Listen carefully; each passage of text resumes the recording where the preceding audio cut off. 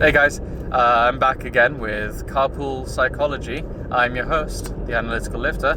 That's not going to catch on. I was obviously talking about resilience and all the rest of it, and I've made 1,000 posts about resilience lately, and I'm probably sick of hearing about it, but this is slightly different, so stick with me on this one. So you've got people out there that minimize other people's experiences, and, oh, you've been through this, but I've been through this. Mine's a lot worse. And you know those people, they invalidate your experiences because they've gone through worse and they're fine. So why are you struggling? Now that is a terribly invalidating experience, and it can really be rather detrimental to the other person's mental health. So stop it if you're one of those people. And to give a good example of this is, well, first off, let me say that not all trauma is the same. Not all experiences are the same. Not everyone experiences stress the same. No one handles it the same. We're not all carbon copies of each other down to the very molecule. So, to put it into perspective, you've got two combat veterans, for instance. We'll just call them A and B. So, A and B are on the convoy together in Afghanistan. The IED explodes and takes out their Humvee. They are the only two survivors out of their whole sort of platoon that was in this convoy. And so you've got survivor's guilt. You've got obviously an event that's rather traumatic, and you've got physical injury because you don't walk out of that unscratched. So let's say they've both lost a limb, they've lost their friends, and they've got survivor's guilt and all the rest of it, right? So they both go home after they've been medically discharged. And Soldier A, he's gone into private security once he's fully recovered. He's made more money. He's made a real success out of himself since leaving the military. He's got a family and he's got a house and all the rest of it, and started a private security company.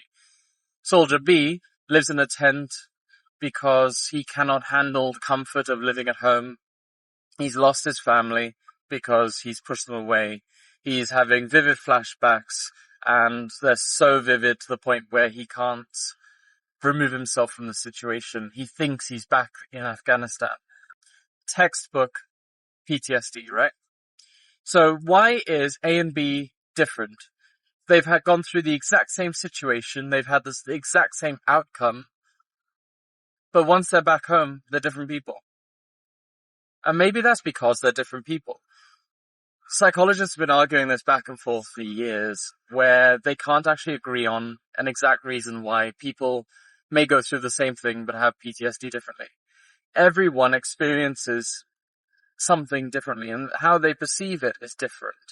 They've come about and they've made an agreement that the diathesis stress model is pretty much the concurrent theory, that it's what you go through in your life that lead up to the traumatic event, mixed with genetics and environment and sort of experiences growing up.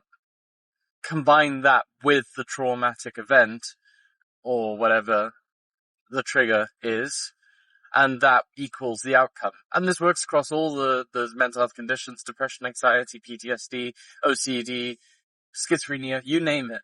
It works across the board. But in this context, with the soldiers, person A, who's completely functioning, will just, not my favorite word, but yeah, we'll live with it for this. He has gone away with this, a stronger person, arguably. The second person hasn't. Now, person B grew up in a household where his father was abusive. His mother died quite early on. He went down the wrong path. So he joined the military in order to steer him in the right direction, get him a roof over his head, earn him money, all those kinds of things. A quite common case, especially in America. Person A enlisted because their father enlisted.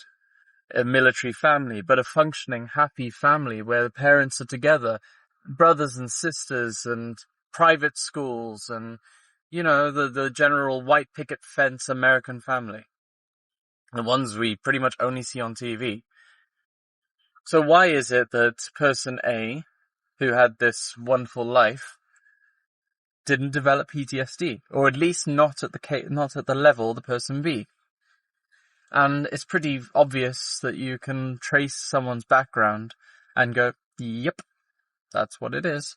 And that works across the board.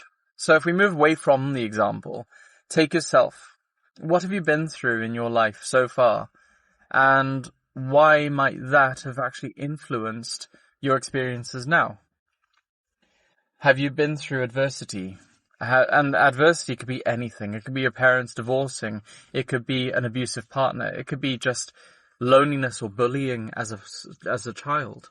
And I think most people have been bullied in school. So by belittling someone's outcome, you're also belittling their experience. If you're saying that someone is terrible at stress and they're a weak individual, you haven't looked at what they've gone through in life. Maybe they were picked on in school and isolated. Maybe their parents were divorced or split. Maybe they had an abusive partner, and you don't know all these things, but you're saying that person is weak because they've maybe had a little meltdown of something that what you seem is inconvenient. But to them, that mountain out of a molehill is still a mountain.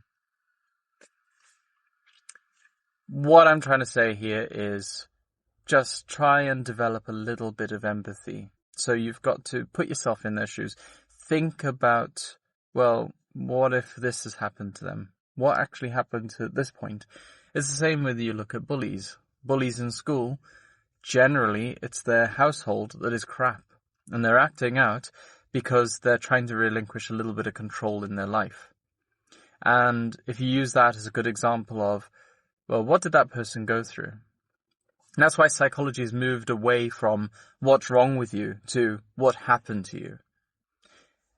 But all that aside, just be a decent person.